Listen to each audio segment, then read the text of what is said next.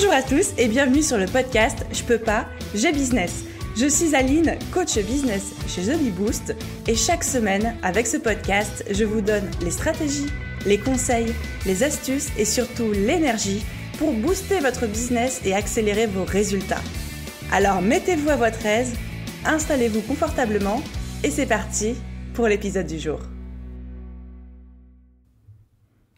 Hello tout le monde et bienvenue dans ce nouvel épisode de podcast. Donc nous sommes officiellement à l'épisode 75 du podcast Je peux pas, j'ai business et aujourd'hui on va parler d'engagement sur les réseaux sociaux et surtout comment avoir plus d'engagement, comment booster son engagement. Juste une micro-parenthèse, on va clarifier un petit peu les termes ici. Parce qu'on parle beaucoup d'engagement, vous entendez très certainement parler d'engagement de partout, mais parfois c'est un mot qui est un petit peu utilisé à tort et à travers. Alors, qu'est-ce que c'est que l'engagement et qu'est-ce que c'est l'engagement dont je vais vous parler aujourd'hui dans ce podcast ? C'est le fait d'arriver à faire une action sur les réseaux sociaux à son audience. Donc cette action, ça peut être liker, cliquer, commenter, s'abonner, aller sur un lien, réagir, partager, enregistrer, ça peut être tout ça. Mais en gros, on parle d'une audience qui s'engage quand il y a une audience qui fait une action suite à un post ou suite à un contenu que nous, on crée. Donc quand on parle de booster son engagement, on parle au sens large du terme d'arriver à faire, même si j'aime pas trop cette formulation parce que ça fait un peu manipulateur, mais d'arriver à ce que son audience prenne action, passe à l'action sur nos comptes. Donc encore une fois, liker, commenter, partager, enregistrer, etc., etc., etc. Donc ça, c'est l'engagement. Et le but, et pourquoi est-ce qu'on court après l'engagement comme étant un saint graal dans le marketing digital, c'est évidemment parce que ça aide à créer un lien de confiance. Et qui dit lien de confiance dit après, quand ils auront besoin de vous potentiellement, c'est chez vous qu'ils iront acheter et pas chez le copain ou la copine d'à côté. Donc voilà, quand on parle d'engagement, ce dont on va parler aujourd'hui. Parce que je sais et j'ai jamais reçu autant de messages de la part de mes abonnés ou même de la part de mes coachés sur cette question qui disent « Mais Aline, moi je suis sur les réseaux sociaux et je fais tout comme tu dis et je publie des posts et je suis régulier et tout, mais quand je publie, il se passe rien, j'ai 2-3 pélos qui commentent ou encore même j'ai personne qui commente et c'est super décourageant et je sais pas quoi faire pour que les gens s'engagent. » Et je comprends, franchement les amis, je comprends à quel point ça peut être frustrant, à quel point ça peut être décourageant de passer du temps à alimenter son compte, à essayer d'être régulier, peut-être même que vous payez des outils d'automatisation, vous passez un temps de dingue à créer des posts, à rédiger des descriptions, à mettre des hashtags, etc. Parce que, bon, aujourd'hui on va aussi beaucoup parler d'Instagram, parce que c'est surtout sur Instagram que je reçois cette question-là. Et donc ouais, je comprends que après quand personne réagit, vous dites mais genre tout ça pour ça, c'est horrible quoi. Et je comprends à quel point ça peut être frustrant et décourageant. Donc aujourd'hui, le but pour moi, ça va être de vous donner 6 astuces, dont une bonus à la toute fin de cet épisode, pour booster votre engagement, pour avoir plus d'engagement. C'est pas des astuces que je vais tirer de mon chapeau et dont vous avez jamais entendu parler. Ça, c'est mon petit disclaimer. Ça va être des choses où vous allez me dire « Bah oui, mais je sais, j'ai déjà entendu ça. » Ouais, mais est-ce que tu le fais ? Et est-ce que tu le fais bien ? Et est-ce que tu le fais jusqu'au bout ? Parce que là, je suis pas sûre. Alors, ne vous attendez pas à ce qu'on réinvente la roue dans cet épisode. Par contre, attendez-vous à un truc plein de bon sens et challengez-vous en vous disant à chaque fois, pour chaque astuce, ok, est-ce que ça, je le fais à fond ou est-ce qu'il n'y a pas quelque chose que moi, je pourrais appliquer un petit peu mieux ? Et du coup, avant de plonger dans le sujet, ma petite dédicace du jour. Et aujourd'hui, j'ai envie de faire une dédicace à Miss CBW qui a laissé un commentaire sur Apple Podcast en disant « Je ne mets jamais 5 étoiles, mais pour une fois, je trouve que ça vaut le coup.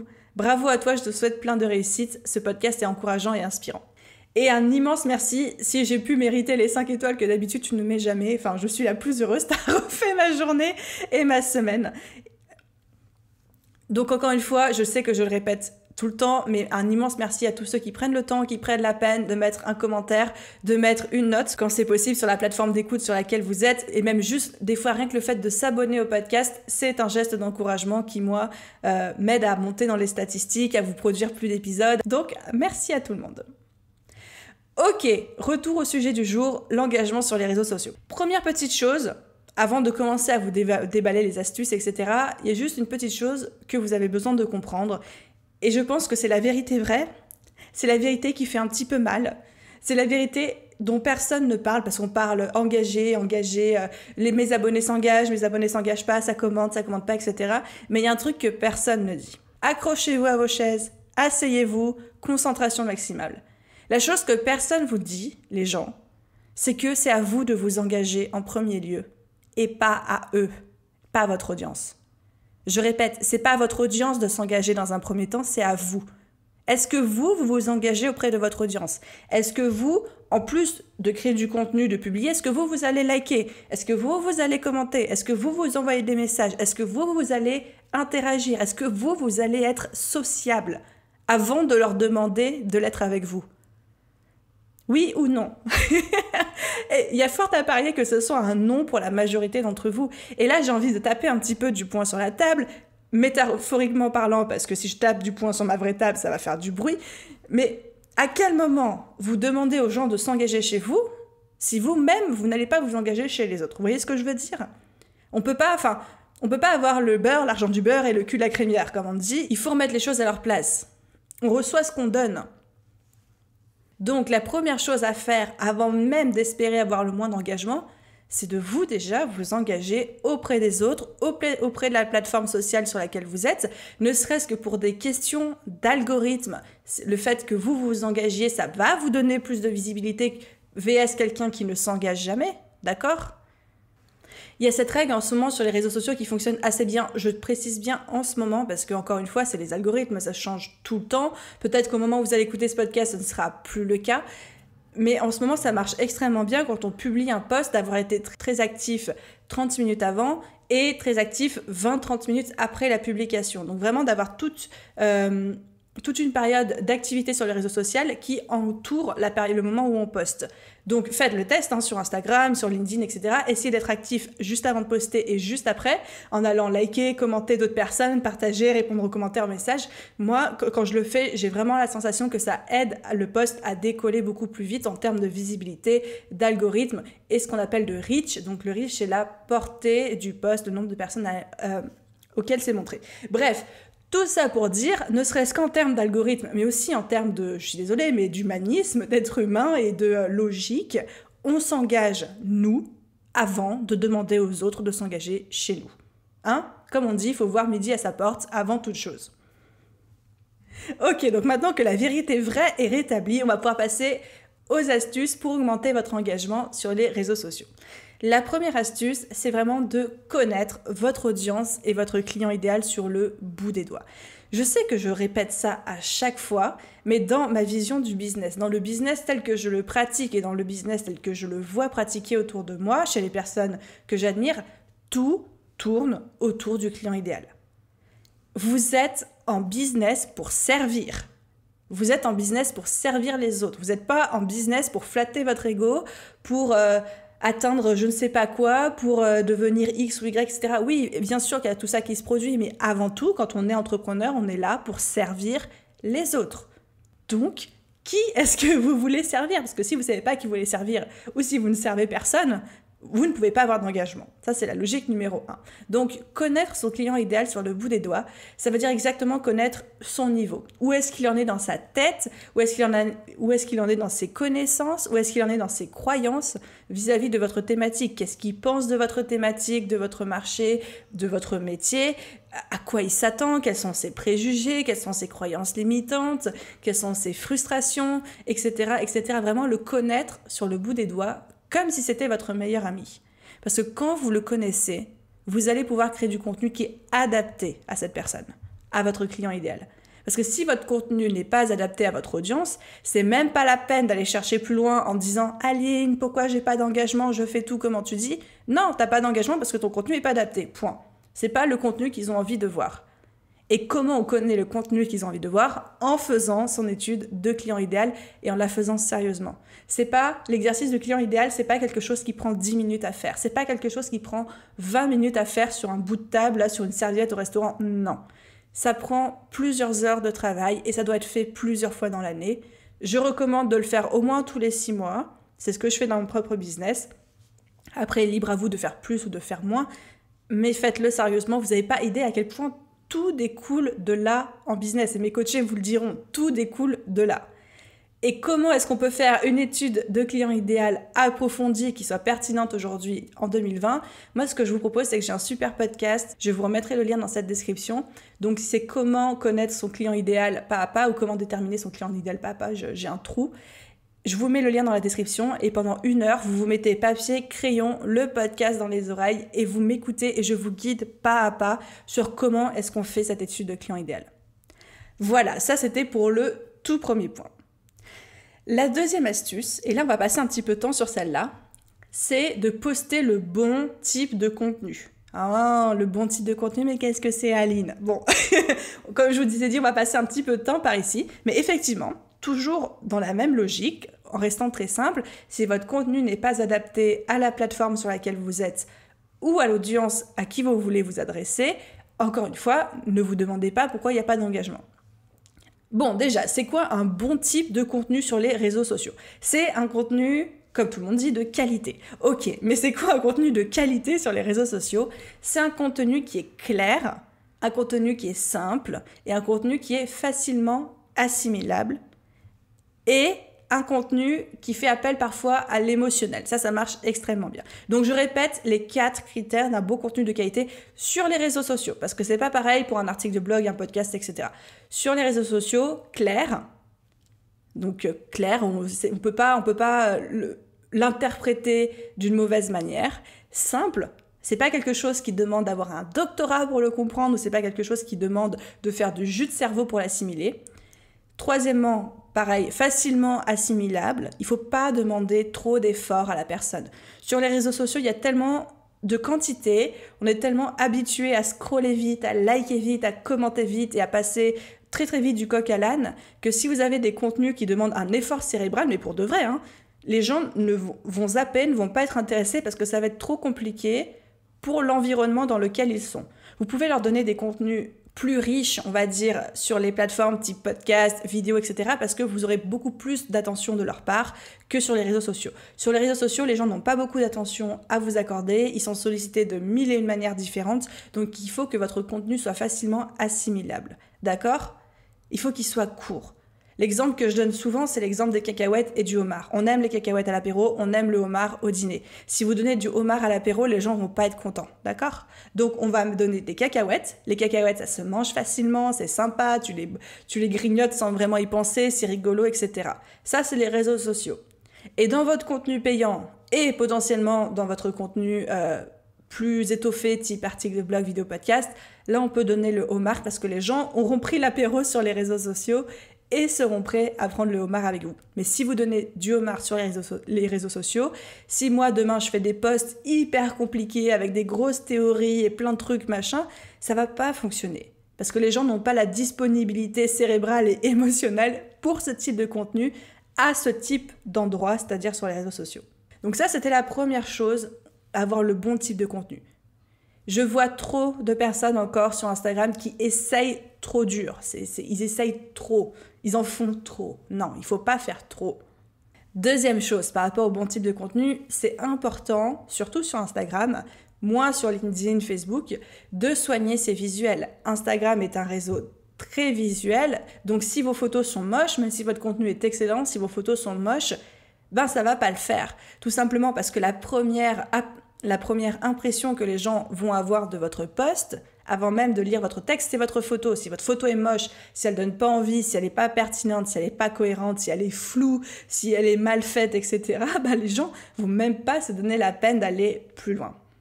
Ensuite, point suivant, toujours dans cette catégorie de poster le bon type de contenu, il faut soigner votre description. Il faut soigner les descriptions, les légendes, etc., les textes sur vos réseaux sociaux et en particulier la toute première phrase. La toute première phrase, ça doit être vraiment votre phrase d'accroche. Vous avez certainement remarqué que sur tous les réseaux sociaux, LinkedIn, Facebook, Instagram, Twitter, etc., sur tous les réseaux sociaux, on voit que les premiers mots d'un post et c'est ensuite quand on clique sur lire la suite, en savoir plus, etc. qu'on a la suite du post. Donc si votre première phrase d'accroche, surtout sur Instagram où on affiche que les 150 premiers caractères, si votre première phrase d'accroche est pertinente, les gens vont cliquer, les gens vont s'engager. Si votre première phrase d'accroche est nulle à chier ou que les gens n'y voient pas l'intérêt, etc., ils vont passer au suivant. Donc, accordez une importance toute particulière à ce petit endroit-là. Comme je vous le disais, si vous arrivez à créer des posts avec des bénéfices immédiats, clairs, etc., c'est là où ça va fonctionner pour les gens. Les gens ne vont pas se souvenir énormément de ce qu'ils ont appris avec vous, ils vont se souvenir de comment ils se sont sentis en lisant vos posts et en consommant votre contenu. S'ils se sentent bien sur vos réseaux sociaux, s'ils ont la sensation d'avoir progressé, d'avoir ri, d'avoir été remotivés, d'avoir été reboostés, etc., évidemment qu'ils vont avoir envie de s'engager. Si vous faites des posts ultra compliqués ou alors vous parlez entre guillemets que de vous et ça les intéresse pas parce qu'ils voient pas où est leur place, ils vont pas se sentir bien, ils vont se sentir nuls, ils vont se sentir pas à leur place, ils vont se sentir pas intéressés et qu'est-ce qu'ils vont retenir de vous? Cette sensation négative. Donc nous, ce qu'on veut, c'est générer des émotions et des sensations positives chez eux. Pour ça, je vous invite vivement à regarder vous-même déjà, de votre côté, sur quel type de poste est-ce que vous vous engagez? Quels sont les types de postes? Mais vraiment analysez ça avec un œil d'entrepreneur. Ok, ce poste-là, j'ai arrêté de scroller sur mon feed et je l'ai regardé. Et celui-ci, je l'ai liké et je l'ai commenté. Qu'est-ce qui vous a donné envie de commenter? Qu'est-ce qui vous a touché? Qu'est-ce qui a fait que vous avez arrêté de scroller sur votre feed et que vous êtes arrêté sur ce poste-là? Posez-vous cette question, analysez vos propres réactions pour comprendre ce qui marche et ce qui ne marche pas. Et comme on dit souvent, l'essentiel, c'est déjà de savoir être son premier public. Si vos propres posts vous touchent, vous plaisent, vous vous dites « mais ça c'est trop cool, ça j'aurais aimé le voir sur le feed de quelqu'un d'autre », vous êtes sur la bonne voie. Mais si vous écrivez un post ou vous créez un post et là vous vous dites « ouais, bof, je sais pas si les gens vont kiffer », si déjà vous n'êtes pas sûr que les gens vont kiffer, à mon avis, ça sert à rien de le publier, d'accord? Si vous-même, votre premier public, vous n'approuvez pas à 200% le post que vous venez de créer, je ne pense pas que c'est votre audience qui va le sauver, entre guillemets. Donc, être son premier filtre, être son premier public, bien sûr, sans tomber dans l'extrême inverse qui est de dénigrer tout ce qu'on fait, on est bien d'accord, on le fait de manière objective, la plus objective possible. Être son premier public, c'est une bonne piste pour savoir si le post est bien ou pas bien. Voilà, je pourrais parler pendant des heures et des heures du qu'est-ce que c'est un bon type de contenu, on pourrait parler de copywriting, on pourrait parler de visuel, etc. J'ai pas envie de trop m'étendre ici pour vous donner les autres astuces, mais n'hésitez pas à creuser parce que c'est vraiment hyper important, évidemment, le type de contenu que vous créez. C'est la raison numéro 1 pour laquelle les gens s'engagent ou ne s'engagent pas. Ok, maintenant on passe à la troisième astuce. La troisième astuce pour booster l'engagement sur les réseaux sociaux, c'est déjà de donner aux gens des manières de s'engager. Les gens, comme on le disait avant, ils n'ont pas le temps sur les réseaux sociaux, ils n'ont pas le temps, ils n'ont pas forcément envie de réfléchir. C'est pas quand on est en train de scroller sur TikTok ou sur Instagram, on n'est pas en train de chercher à devenir plus intelligent ou à devenir une meilleure personne. Généralement, on est dans une mécanique très rapide, un petit peu bétouille. Donc, si vous ne donnez pas d'excuses ou de pistes pour que les gens s'engagent, ils vont pas d'eux-mêmes se dire « Ah oui, alors ce post, il est trop cool, donc j'aimerais bien m'engager, puis comment je vais faire ?» Non, les gens, ils iront jamais faire cet effort-là, pas sur les réseaux sociaux. Donc, à vous de leur dire ce que vous attendez de leur part.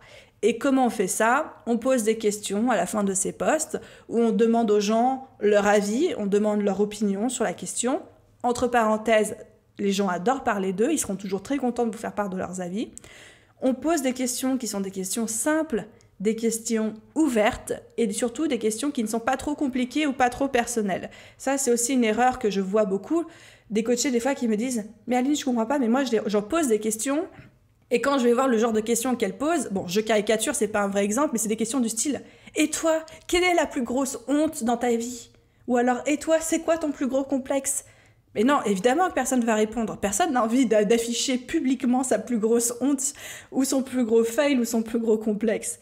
Donc, il ne faut pas que la question demande trop de réflexion ni trop de vulnérabilité ou quoi. On reste sur des trucs extrêmement simples qui ont zéro répercussion, où c'est facile pour la personne de répondre, où il n'y a pas d'engagement quelconque derrière. Donc, par exemple, au lieu de dire à quelqu'un « c'est quoi ta plus grosse honte ?», on va lui dire « combien de tasses de thé ou de café tu bois par jour ?» Et c'est rigolo, et après on peut dire c'est rigolo, il y en a qui en boivent beaucoup, il y en a c'est pas beaucoup, blablabla, tu vois. Mais eux, il n'y a aucun impact pour eux par rapport à s'ils disent à quel point ils sont complexés, ou les grosses hontes, ou voilà, vous avez compris l'idée. Donc les questions à la fin des posts, oui, hyper puissant, à condition évidemment qu'elles soient maîtrisées. On privilégie les questions ouvertes, pour que la réponse des personnes fasse plus de 3 mots, car au niveau des algorithmes, spécialement l'algorithme Instagram, les commentaires de moins de 3 mots ne sont pas pris en compte parce que ça peut être du spam. Donc quand vous laissez juste un emoji sous le post de quelqu'un, ça ne compte pas comme un commentaire du point de vue de l'algorithme en tout cas. Et ensuite, pareil, toujours pour donner une manière aux gens des pistes pour s'engager, vous pouvez insérer des appels à l'action clairs et simples.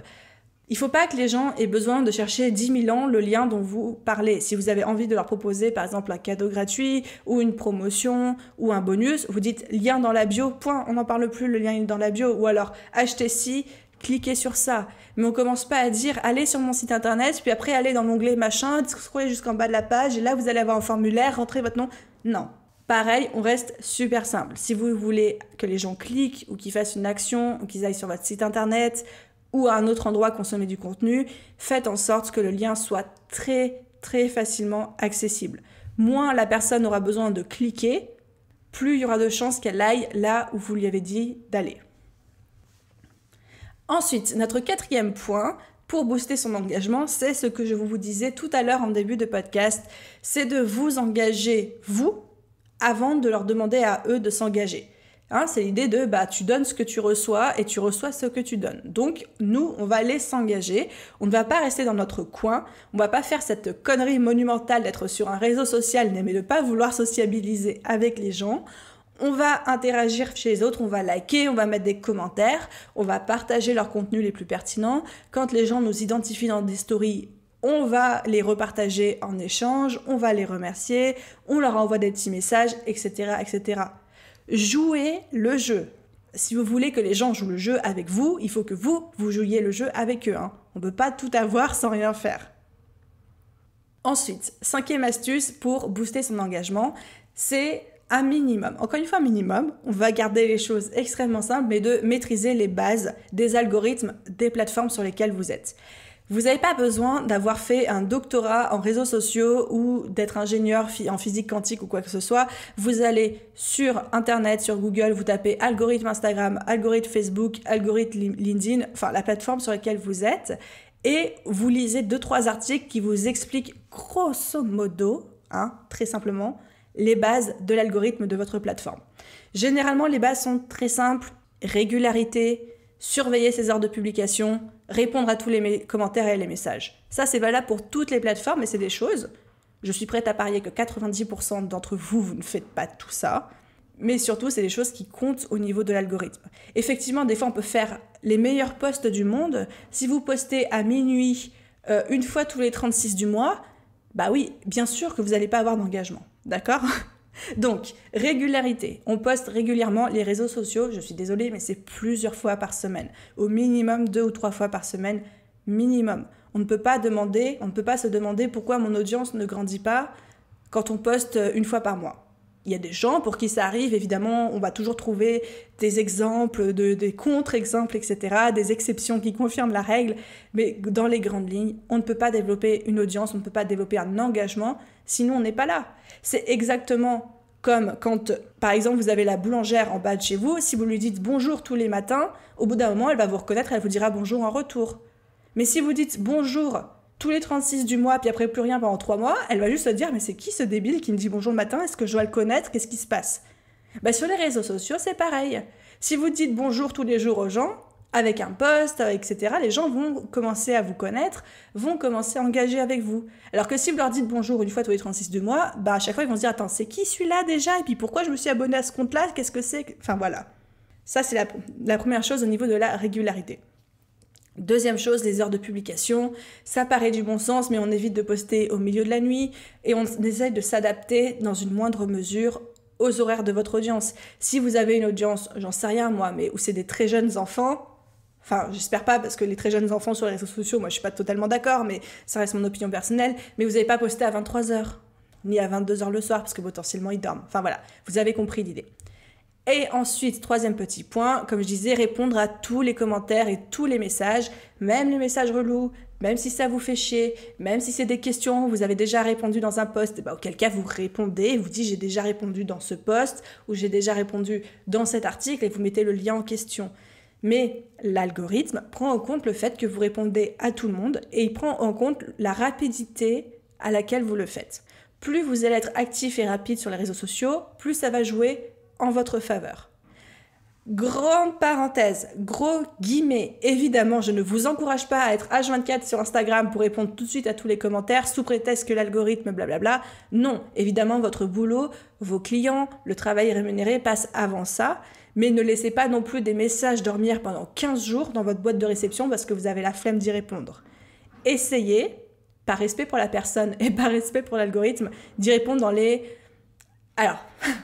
J'aimerais bien vous dire dans les 24-48 heures, mais même moi, des fois, ça prend un peu plus de temps que ça. Mais en tout cas, essayez d'y répondre dès que possible. Donc, encore une fois, l'algorithme, ça n'a pas à être quelque chose de compliqué. Je ne vous demande pas d'aller débusquer la recette de Coca-Cola ou d'essayer de tout comprendre ou de jouer les ninjas, mais juste de connaître les très, très grandes bases en faisant une micro-recherche Google pendant 20 minutes et en comprenant le principe de régularité, des heures de publication et de la réponse à tous les commentaires et à tous les messages. Et ensuite, 6e et dernière astuce pour booster votre engagement sur les réseaux sociaux, c'est et vous allez me détester de dire ça, et pourtant c'est ce qui marche, de vous détacher des résultats. Il ne faut pas que vous en fassiez un espèce d'enjeu à la vie, à la mort. Il ne faut pas que votre engagement devienne proportionnellement, directement lié dans votre tête et dans votre cœur et dans votre esprit à la valeur de votre business ou à la valeur de vous en tant qu'être humain, etc., etc. Il faut apprendre à lâcher prise, les gens. Il faut vraiment apprendre à lâcher prise. On est en business et on est sur les réseaux sociaux pour aider les gens. On n'y est pas pour avoir un nombre de likes, un nombre de commentaires, une portée, un nombre de je sais pas quoi, d'accord ? On s'en fout un petit peu des statistiques. En tout cas, si on s'en fout pas, ça passe après l'humain. Ça passe après le fait qu'on est là pour aider les gens. J'ai envie de vous dire, si votre post, il a eu 3 likes et 1 commentaire, mais que parmi ces likes, il y a une personne à qui ça a changé la vie, à qui ça a vraiment aidé à franchir un cap, à réaliser quelque chose, à se sentir mieux, même si cette personne ne vous le dira pas, c'est utile, vous l'avez aidé et vous avez changé une vie de manière positive. Vous connaissez cette règle qui dit que 80% des gens sont silencieux, 80% de votre audience est silencieuse. C'est-à-dire que tout le monde sur les réseaux sociaux, moi la première, j'ai des comptes que j'adore, que je regarde tous les jours, et j'ai jamais lâché un commentaire, parce que j'ai pas le temps, parce que j'y pense pas, etc., etc. Donc dites-vous que 80% de votre audience est silencieuse. Et dans ces 80%, des gens qui voient votre post, mais qui ne likent pas, qui ne commentent pas, il y a des gens à qui vous changez déjà la vie. Il y a des gens chez qui vous avez déjà des impacts positifs. Donc n'arrêtez pas de poster, parce que ces gens-là, vous les aidez. Alors oui, on peut bien dire, oui, mais dans ce cas-là, pourquoi ils commentent pas, pourquoi ils likent pas, etc. Oui, ok, d'accord, mais non. Non, parce que là, vous ramenez ça à vous. Et que là, on est là pour aider les autres. On s'en fiche, les gens, ils font ce qu'ils veulent. S'ils n'ont pas envie de liker, c'est pas grave. S'ils n'ont pas envie de commenter, c'est pas grave. Vous pouvez pas les obliger. Mais vous, votre priorité, ça doit être vraiment d'aider les gens et d'avoir cet impact positif, quelle que soit leur réaction derrière. Donc, détachez-vous des résultats chiffrés du type nombre d'abonnés, nombre de commentaires, etc.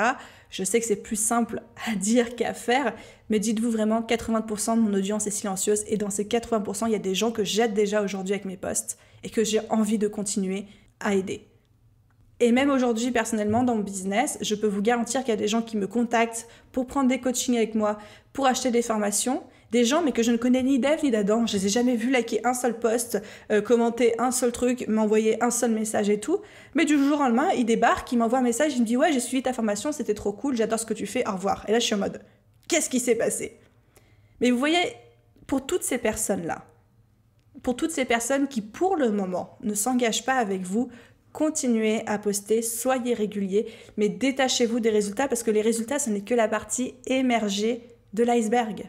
Et il y a toute la partie immergée qui, on le sait tous, est beaucoup plus grosse. Le Titanic le sait aussi. Cette partie-là est beaucoup plus grosse que la partie émergée. Toute cette partie immergée, elle compte sur vous aussi. Vous la voyez pas, mais elle vous voit et elle consomme vos contenus. Et les amis, je vous avais promis une petite astuce bonus à la fin de cet épisode, donc on y arrive à présent. Pour ceux qui sont sur Instagram, et je sais que parmi vous, vous êtes beaucoup, les stories Instagram sont vraiment un super outil d'engagement par rapport à ça. Il y a beaucoup de personnes aujourd'hui, peut-être même que c'est votre cas, sur Instagram, qui regardent plus les stories qu'elles ne consomment les contenus, les types de posts. Il y a des gens qui n'utilisent Instagram que pour regarder les stories des autres et qui très rarement, très rarement, vont scroller dans le feed, vont descendre dans le feed pour voir les posts des gens. Donc, utilisez les stories le plus souvent possible, d'autant plus que les stories Instagram ont des super outils d'engagement. Vous savez, c'est des petits stickers où on peut répondre par oui, non, où on peut laisser son avis, on peut faire glisser, faut slider un petit emoji. Enfin, il y a plein de choses qu'on peut faire avec les stories, donc usez, abusez des stories, abusez des stickers. Par exemple, moi, mon préféré, c'est le petit stickers oui, non, vous pouvez l'utiliser pour confronter des idées. Exemple, si vous hésitez entre deux titres d'articles de blog ou d'articles de titres de vidéo, vous pouvez proposer les deux et dire alors vous préférez lequel, à droite ou à gauche, puis les gens ils votent. Puis pareil, pour choisir la miniature de votre vidéo ou l'image de couverture de votre article, vous préférez l'image de droite ou de gauche, vous montrez les deux, le petit stickers et les gens cliquent sur un, sur deux. Ça crée de l'engagement. C'est bon pour vous, c'est bon pour votre audience, c'est bon pour l'algorithme. Tout le monde est content. Donc c'est un super outil.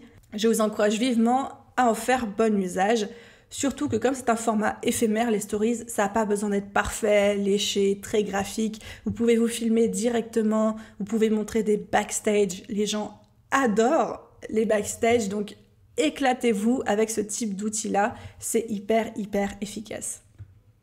Et voilà les amis, du coup, pour l'épisode d'aujourd'hui et les 6 astuces plus une bonus pour booster votre engagement sur les réseaux sociaux. Je les récapitule très rapidement. La première, c'était de connaître son client idéal sur le bout des doigts. La deuxième, de poster le bon type de contenu. Puis on a passé un peu de temps à expliquer c'était quoi un bon contenu sur les réseaux sociaux. La troisième, de leur donner des raisons et des manières de s'engager. La quatrième, de vous engager vous avant de leur demander à eux de s'engager. La cinquième, de maîtriser les bases basiques de l'algorithme. La sixième, de se détacher des résultats. Et notre 7e astuce bonus, utiliser et abuser des stories Instagram. Et je rajouterai même, avant de vous laisser pour aujourd'hui, que aujourd'hui, en 2020, on est vraiment à l'ère, ce qu'on appelle l'ère du H2H. H2H, c'est Human to Human. D'accord ? On est à l'ère de l'humain. Donc, restez à l'écoute de votre marché, restez régulier dans votre présence sur les réseaux sociaux. Vous êtes là pour servir. Vous n'êtes pas là pour flatter votre ego avec un nombre de cœurs, un nombre de commentaires, un nombre de partages, etc. Ça, c'est le bénéfice qui viendra après, mais on est avant tout là pour servir les autres. C'est pour ça qu'on est en business. Pas que pour nous, mais aussi pour les autres, c'est très important. Voilà, j'espère que l'épisode vous a plu. C'est un sujet qui m'a été énormément demandé, donc j'espère que ça vous donnera vraiment des clés, des astuces ultra concrètes que vous pouvez implémenter dès aujourd'hui. Si l'épisode vous a plu, laissez 5 étoiles, un commentaire si vous y arrivez selon la plateforme d'écoute sur laquelle vous êtes. Sinon, juste le fait de vous abonner au podcast, c'est déjà un super encouragement que vous pouvez faire. Ça aide le podcast à se faire connaître, à se faire découvrir et avoir des invités super sympas. Et moi, à vous créer plein de contenu beaucoup trop cool. Merci d'avoir suivi cet épisode jusqu'au bout. Je vous souhaite une très belle journée, soirée, après-midi, nuit, où que vous soyez. Et puis je vous dis à la semaine prochaine dans un prochain épisode. Bye bye!